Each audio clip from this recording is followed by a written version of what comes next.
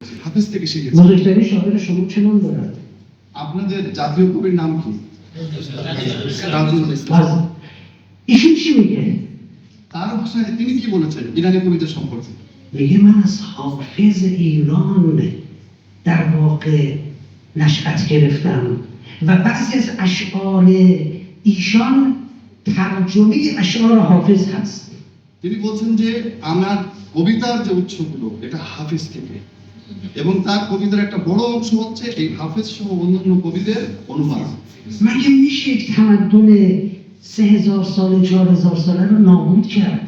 এটা কি সম্ভব? 3000 4000 বছরের একটা সভ্যতাকে এত সহজে ধ্বংস করে দেবে? مگه میشه با یک ملت بازی کرد؟ এমন একটি জাতির সাথে তাদের নিয়ে ছেলে খেলা, এটা কি সম্ভব? و ملت ایران در برابر آمریکای 300 ساله ایستاده. এবং 4000 বছরের ঐতিহ্য হাতে নিয়ে ইরান 300 বছরের আমেরিকার সামনে উঠে দাঁড়িয়েছে। و شما بدانید در یک جنگ انسانی ما برنده هستیم بر آمریکا، همچنان که تمام ملت ها به نفع ما هستند و متمایل به ما. আর এই যে মানবিক শক্তি নিয়ে আমরা যে যুদ্ধ করছি, এতে আমরা নিশ্চিত যে আমরাই বিজয়ী হব, এবং তার প্রমাণ আপনারা পেয়েছেন যে বিশ্বের সমস্ত কোন কর্নার থেকে, সমস্ত কোণা থেকে মানুষ কিন্তু আমাদের পক্ষে স্লোগান দিচ্ছে। و اونا شامل می‌گه باید. এবং তার একটা নমুনা যদি মনে করতে চাই, তাহলে বাংলাদেশের মানুষ রাস্তায় নেমে আমাদের পক্ষে স্লোগান به দিচ্ছে। حاکمان نگاه نکنید ها. শাসকদেরকে আপনারা দৃষ্টিতে রাখবেন না। حاکمان هر کشور متاسفانه گرفتار پست قدرت خود هستند. দুঃখজনকভাবে প্রতিটি দেশের সরকার তাদের পোস্টকে, তাদের চেয়ারকে রক্ষা করার জন্য তাদের কিছু অ্যাক্টিভিটি করতেই হয়, ریزه ها آمریکا هستند. কারণ একটা অংশ ফিডিং তারা আমেরিকা থেকেই পায়। ملت ها، ما در قلب ملت ها هستیم. আমাদের যে কথা সেটা হচ্ছে মানুষের জাতিগুলোর অন্তরে আমাদের স্থান রয়েছে। پس ما در دو جبهه اقتصاد و جبهه کرامت انسانی تا حالا جنگ رو بردیم بلا تردید. তাহলে বিশ্ব অর্থনীতি এবং মানবিক যে مূল্যবোধের যে জায়গা, এই দুটো ফ্রন্টে আমরা কিন্তু জিতে পারি। چه کسی 10 میلیون آمریکایی رو به صورت استثنایی در صحنه خیابان روانه کرد؟ 10 বিলিয়ন আমেরিকানকে কে রাস্তায় নামিয়েছে, পথে বসিয়েছে? ایران اسلامی. ইসলামিক প্রচারকরাই না। পথে বসিয়েছে উনি নিউ ইয়র্ক, আমি মনে করি যে মিডল ইস্টে উনি নিউ ইয়র্কে যারা রাস্তায় নেমেছে আন্দোলন করছে, যে কাদেরকে 10 মিলিয়ন আমেরিকানকে রাস্তায় নামিয়েছে কারা? সেটা হচ্ছে ইরান। و در آینده نزدیک بیشتر از این رو روانه خواهیم کرد. এবং অচিরেই এই সংখ্যা আরো বাড়বে। عزیزان، امروز پرچمدار ابلیس در جهان فریب و دروغ و پلیدی و نوزادخواری و هر چی که بگویید از شیطان هست در رأس آمریکا، یعنی ترامپ ملعون هست. এবং মানুষ হত্যা থেকে শুরু করে যত ন্যাক্কারজনক কাজ রয়েছে, শিশু ভ্রূণ খাওয়ার মতো যে ঘৃণিত কাজ, এই যে শয়তানের পতাকা ধরে যাদের পতাকা ট্রাম্প নামের একজন ব্যক্তি ধরে আছে, সে কিন্তু লিড দিচ্ছে এই শয়তানের যে রাস্তা এটাকে। و پرچمدار و الگوی شجاعت و شهامت و فخامت و وقار و متانت و درستکاری و خیر و حق حضرت آیت الله خامنه‌ای قائد شهید ما است. এবং যদি সত্যের, মিথ্যা এবং শয়তানি শক্তির যে পতাকা ধরে আছে তার বিপরীতে যদি আমরা দেখি সত্য এবং আদালতের পতাকা যিনি ধরেছিলেন, তিনি হচ্ছেন শহীদ রাহবার আয়াতুল্লাহ খামেনি। تمام قلوب বিশ্বের সমস্ত জাতি আজকে এই বিষয়টি অকপটে স্বীকার করছে। این یعنی پیروزی ما. এই হচ্ছে বিজয়ের অর্থ। و حتی به شما بگویم در همون جنبه‌ای که آمریکا بر ما برتریت مادی دارد، یعنی جنگ مادی و فیزیکی، اونجا هم ما پیروز شدیم. এবং যেখানে সবাই মনে করছিল যে সামরিক দিক থেকে আমেরিকা ওভারহ্যান্ড, সেই জায়গাতেও কিন্তু আমরা বিজয়ী হচ্ছি। چرا که خدا حامی ماست. কারণ এর কারণ কি? এর কারণ হচ্ছে আমাদের যিনি আমাদেরকে সাহায্য করছেন তিনি। ما به خاطر دستور خدا ایستاده ایم. আমরা আল্লাহ রাব্বুল আলামিনের নির্দেশাবলী পালনার্থে আমরা তাদের বিরুদ্ধে ما برای حفظ هویت انسانی ایستاده ایم. মানবিক স্বকীয়তা রক্ষার জন্য আমরা রুখে দাঁড়িয়েছি। همین عرب ها اگر چنانچه ایران تک فرو بپاشد و تکه پاره بشود، همین عرب ها طعمه اسرائیل هستند. নিশ্চিত থাকেন, আজকে যদি ইরানকে বিভিন্ন টুকরে ছোট ছোট খণ্ডে বিভক্ত করতে পারে, তাহলে পরবর্তী লক্ষ্য হচ্ছে আরবরা। এরা আমেরিকা এবং ইসরায়েলের লক্ষ্যবস্তুতে পরিণত হবে। و همین اتحاد اروپا تقمه آمریکا. এবং এর আরো বাড়িয়ে যদি বলতে চাই তাহলে এই যে ইউরোপীয় ইউনিয়ন এরাও আমেরিকা ইসরায়েল و چین و روسیه تحت مدیریت و کنترل شدید آمریکا. এবং যদি এই যুদ্ধে যদি পরাজিত হয় ইরান তাহলে চীন এবং রাশিয়াও কিন্তু আমেরিকার খুব কড়া কন্ট্রোলের মধ্যে চলে আসবে। حالا جایگاه ایران رو ببینید، ایران صرفا یک جایگاه دینی و مذهبی ندارد.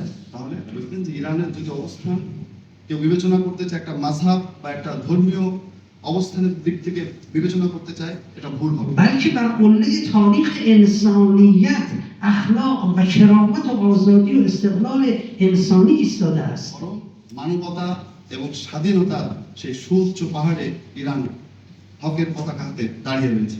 همین این رو از جهت نظامی هم چون متمسک به خداوند تبارک و تعالی است تا الان پیروز بوده. এবং যেহেতু এই জাতি ইরানি জাতি আল্লাহ রাব্বুল আলামিনের উপর তাওয়াক্কুল করে ভরসা করে এজন্য এই যুদ্ধের এই পর্যায়েও কিন্তু তারা বিজয়ী হয়েছে। خدا در قرآن چه می‌فرماید؟ আল্লাহ রাব্বুল আলামিন কোরআনে কি বলেছেন?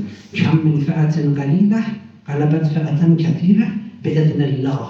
چه بسیار گروه‌های اندک، ضعیف، ناتوان از حیث امکانات، از حیث نفرات غلبه پیدا کردن و پیروز شدن بر گروه‌های بسیار گسترده از حیث امکانات و توانایی و نفرات به اذن خدا. যে পবিত্র কোরআনে বলা হচ্ছে একটি আয়াত পড়ে বলি যে অনেক ছোট ছোট দল যাদের হাতে খুব বেশি উপকরণ নেই, খুব বেশি অস্ত্র নেই, খুব বেশি অর্থ নেই, তাদের মাধ্যমে তাদের কাছে অনেক বেশি সম্পদশালী অনেক বড় দল সংখ্যার দিক থেকে সব দিক থেকে যারা সমৃদ্ধ ছিল তারা পরাজিত হয়েছে। কিভাবে? বেইজনিল্লাহ, আল্লাহর অনুমতি ক্রমে, আল্লাহর ইচ্ছায়। و شما الان نشانه‌هاش رو می‌بینید. এবং এর নিদর্শনগুলো আজকে আপনাদের সামনে স্পষ্ট হয়েছে। آمریکا گیج شده، আমেরিকা তাদের মাথা কাজ করছে در باطلاق گیر کرده، এবং তারা চোরাবালির মধ্যে আটকা পড়েছে। دست و پا داره میزنه. এই চোরাবালির মধ্যে পড়ে তারা হাত পা ছড়ছে همش پیام و واسطه میفرسته برای مذاکره صلح. এবং তারা প্রতিদিনই তারা প্রতিনিধি পাঠানোর চেষ্টা করছে, হুম। মেসেজ পাঠাচ্ছে আলোচনায় বসার این ما জন্য। هستیم که پس میزنیم. এবং আমরাই কিন্তু বারবার তাদের এই আলোচনার যে প্রস্তাব এটাকে আমরা রদ করি। با مذاکره نمیشود آمریکا رو رام کرد، با جنگ و قدرت باید آمریکا رو رام کرد. কারণ আমরা বুঝতে পেরেছি, আপনারাও বুঝেছেন যে আলোচনার টেবিলে বসে আমেরিকাকে বসে আনা যাবে না, বরং যুদ্ধ এবং শক্তি প্রয়োগের মাধ্যমে তাদেরকে বসে আনতে হবে। 28 معلم و دانش آموز رو شهید کرد. আপনারা বাংলাদেশের বিভিন্ন মিডিয়া হয়তো দেখেছেন, মিডিয়ায় এসেছে যে বিষয়টা যে যুদ্ধের শুরুতেই তারা একটি প্রাথমিক বিদ্যালয়ে হামলা করেছে এবং সেখানে 167 জন বাচ্চাকে তারা শহীদ করেছে। در چند روز گذشته به بعضی از دانشگاه‌های ایران حمله کردند، از جمله دانشگاه شهید بهشتی تهران، دانشگاه علم و صنعت تهران. কয়েকদিন হচ্ছে যে তারা ইরানের কয়েকটি বিশ্ববিদ্যালয়ে হামলা করেছে, যে শহীদ বেহেশতি বিশ্ববিদ্যালয় এবং ইরানের প্রকৌশলী বিশ্ববিদ্যালয়। در این یک ماه بیش از 100,000 مکان غیر نظامی، مکان مردمی مورد حمله قرار گرفت. এই গত এক মাসে তারা 1 লক্ষাধিক মানুষের বাড়িঘর ক্ষতিগ্রস্ত করেছে। بیش از 200 مادر، بیش از 200 فرزند کودک کوچک شهید شدند 2 শতাধিক মা এবং শিশু শহীদ হয়েছে و در مجموع چند هزار نفر از مردم ایران در این جنگ جان خودشون را از دست دادند. এই গত এক মাসের যে যুদ্ধ, সেই যুদ্ধে কয়েক হাজার ইরানি জনগণ জীবন হারিয়েছে। خب این کارا جنایت جنگیه، یعنی اسمش معناش جنایت جنگیه و عاملان این جنایت جنگی که مقامات آمریکا و رژیم صهیونیستی هستند در دادگاه‌های بین‌المللی باید بعداً محاکمه بشن.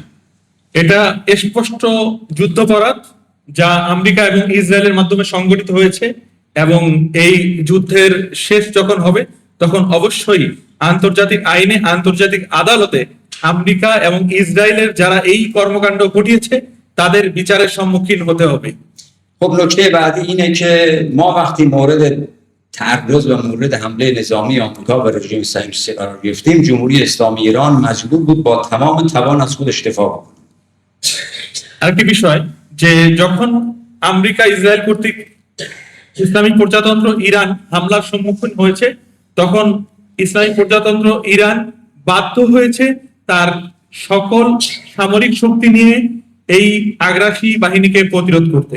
در پاسخ ایران به این جنگ حمله و در مقابل ایران یک نکته شاید برای بعضی از دوستان سوال باشه که در محافل و رسانه هم گاهی مطرح میشه و اون اینه که ایران به پایگاه‌های آمریکا در کشورهای همسایه حمله میکنه. ইরান যে উত্তর দিয়েছে আগ্রাসীদের সে বিষয়ে বাংলাদেশের মিডিয়া এবং জনমনে হয়তো এই বিষয়টি চলে আসে যে ইরান আমেরিকার সামরিক ঘাঁটিগুলোতে হামলা করেছে। دوستان حتما توجه دارند و داشته باشند که ایران با هیچ کدوم از کشورهای همسایه خودش در حوزه خلیج فارس و همسایه‌های مختلفش هیچ مشکلی نداره، روابط دوستانه و برادرانه داره و اون چیزی که اتفاق میفته در بعضی از کشورهای منطقه مثل بحرین، قطر، امارات، کویت، عربستان سعودی اینه که ایران به پایگاه‌های آمریکا حمله میکنه.